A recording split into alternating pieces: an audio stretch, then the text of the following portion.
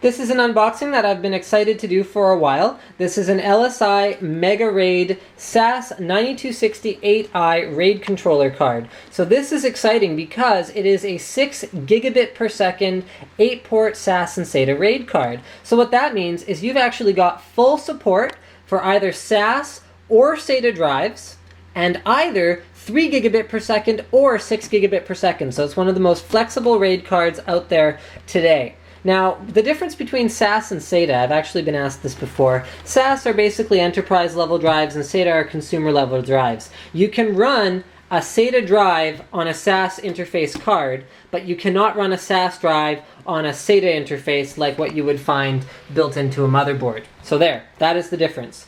Here we're going to find the product specifications in brief, so I'm going to go ahead and scan these for you so you can read them if you really want. It supports all the usual RAID levels and all the usual monitoring, etc. things that you might need. We've got support for all the latest operating systems, and you can always, of course, how often do I say this? Download the latest drivers from the manufacturer website. Thank you, LSI, for mentioning that. You've got, they're calling out that they are the most trusted RAID for critical data. Okay, they've also got advanced RAID management software, and they're just talking a little bit about that on the box. But what I am most interested in about this particular product is coming up shortly. That was a teaser. That's something that I use from time to time to get people to keep watching the video, even when it's a product that probably doesn't have a whole lot of implications for the average consumer. Maybe you'll learn a little bit of something about RAID during this video. Probably not. I do have some more RAID themed videos upcoming. Everyone's been bothering me about that, and they are coming, trust me. It's just been it's been a little bit hectic, and there's a lot that I want to do with those particular videos. So the first thing we find inside is what appears to be a quick installation guide. Check that out.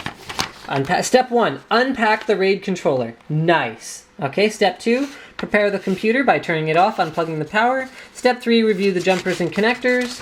And how much further does this go? Wow, quite a few steps. So this is quite detailed. It includes some picture diagrams. It includes a whole bunch of steps. And hey, look at that. It talks about RAID. So if you want to know what RAID is, you could freeze the video right now and read that.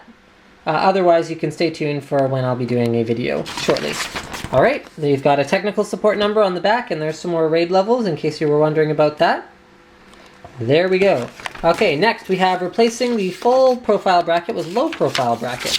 How to do it, okay? Next we have a reduction of hazardous substances report saying that this one is okay. So it is RoHS compliant. We've got the card itself, we'll have a look at that in a moment. And then underneath, it looks like we have a cable kit. So not all RAID controllers come with cable kits. You got to check the part number to see if it's a bare card or one that comes with cables. It doesn't actually matter because you can buy cables usually for about the same price as it would cost to buy a drive with a cable kit. So it's up to you which route you want to go. Okay, so in terms of accessories, we have the low profile adapter. As you can see, it comes with the full height adapter. So that's if you're installing it in a 1U chassis or anything else that would require a low profile adapter. We've got a couple of adapters. SFF8087, I believe, is what this connector is called. Although feel free to correct me if I'm wrong. And then that goes to 4 discrete SATA/SAS cables on the other side. So we have 2 of those because this is an 8-port card.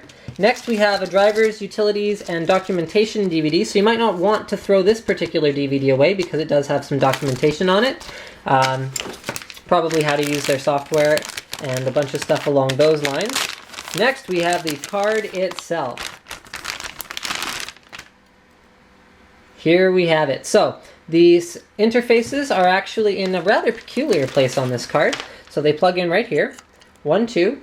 And then out of there, you're going to be able to plug into 8 drives directly, or you can actually use splitters in order to plug this particular card into up to, I don't know if it says that on the box, but up to 32 SAS or SATA devices. There you go. So you can split each one, so we've got 8 times 32, so you can split each one of these connectors 4 ways. If you're using magnetic drives, that probably makes a lot of sense, but if you're going to be doing what I'm going to be doing with this card, it probably doesn't make much sense, because we're going to be trying to find the absolute limit in throughput for this card with, drumroll, 8 SSD drives. So the Onyx series SSD drive that I unboxed recently, I have 8 of these, and I'm going to be hooking them all up to this particular RAID controller to see what kind of numbers we can pull through it. I also have a battery backup unit.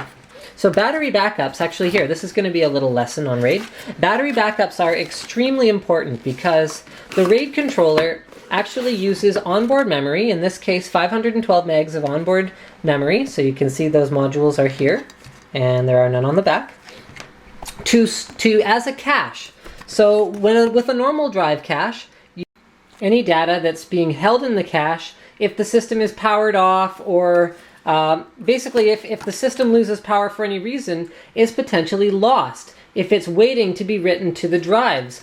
And because these dedicated RAID controllers have such enormous caches compared to a typical hard drive where you might see a 32 to 64 meg cache being pretty much on the high end of what you'd see, well, it's a lot more dangerous to have so much more data just sitting in a cache waiting to be written when the system's powered off. So what a battery backup does is it actually provides power to the caches in the event that the system loses power.